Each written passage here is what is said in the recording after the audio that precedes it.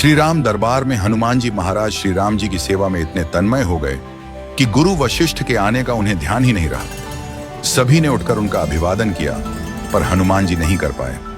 वशिष्ठ जी ने श्री राम जी से कहा, राम, गुरु का भरे दरबार में अभिवादन न करना अपमान है, इसके लिए क्या सजा होनी चाहिए? श्री राम जी ने कहा, गुरुवर आप ही बताइए।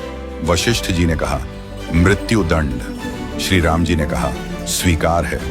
तब श्री राम जी ने पूछा, गुरुदेव आप बताइए यह अपराध किसने किया है? वशिष्ठ जी ने कहा, मैं बताऊं पर राम, तुम्हारा यह प्रिय है, तुम अपने आप को सजा दोगे पर उसे नहीं दे पाओगे। श्री राम जी ने कहा, गुरुदेव राम के लिए सब समान है। वशिष्ठ जी बोले, नहीं राम, मुझे तुम पर संशय नहीं है, पर मुझे यह संशय है कि दंड पूरी तरह से पूरा हो पाएगा या नहीं।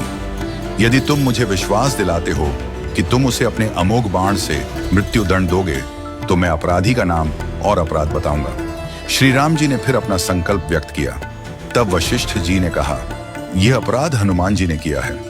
हनुमान जी ने स्वीकार कर लिया। फिर श्री राम जी ने दरबार में घोषणा की कि कल सायंकाल सरयू के तट पर हनुमान जी को मैं स्वयं अपने अमोघ बाण से मृत्यु दंड दूंगा। हनुमान जी घर गए तो उदासी की स्थिति में उन्हें देख माता अंजलि चकित रह गई। उन्होंने बार बार पूछा, क्या बात है मेरे लाल? महावीर हनुमान जी आज इतने उदास क्यों हो? हनुमान जी ने कहा, माता, अनजाने में यह अपराध हुआ है। आप जानती हैं कि संपूर्ण ब्रह्मांड में मुझे कोई नहीं मार सकता, लेकिन श्री राम के अमोघ बाण से कोई भी नहीं बच सकता। माता ने कहा, हनुमान, मैंने भगवान शंकर से राम नाम मंत्र प्राप्त किया था और तुम्हें जन्म के साथ ही यह नाम घुटी में पिलाया। तुम्हारी शक्ति का कारण राम नाम ही है, जिसके प्रभाव से तुमने बचपन में सूर्य को फल समझकर मुंह में ले लिया था। वह राम नाम ही तुम्हारी रक्षा करता है, चाहे राम स्वयं ही क्यों ना हो। राम नाम की शक्ति के सामने राम की शक्ति और उनके अमोघ बाण की शक्तियां महत्वहीन हो जाती हैं। जाओ हनुमान, तुम राम राम का उच्चारण करना आरंभ कर दो। माता के चरण छूकर हनुमान जी सरयू के तट पर राम राम राम रटते हुए पहुंचे।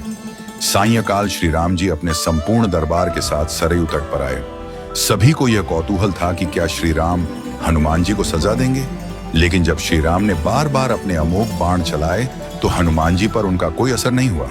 तब गुरु वशिष्ठ जी ने शंका जताई, राम, क्या तुम पूरी निष्ठा से बाण चला रहे हो? श्री राम जी ने कहा, हाँ गुरुदेव, मैं गुरु के प्रति अपराध की सजा देने के लिए अपने बाण चला रहा हूँ। इसमें कोई चतुराई नहीं हो सकती।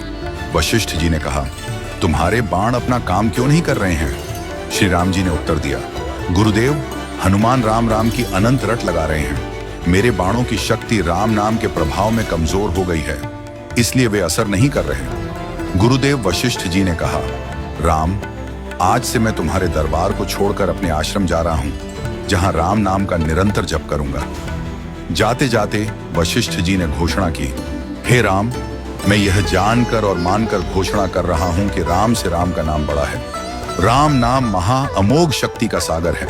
जो कोई राम का नाम जपेगा, लिखेगा या मनन करेगा, उसकी लोक कामना पूर्ति होगी और वह मोक्ष का भागी होगा।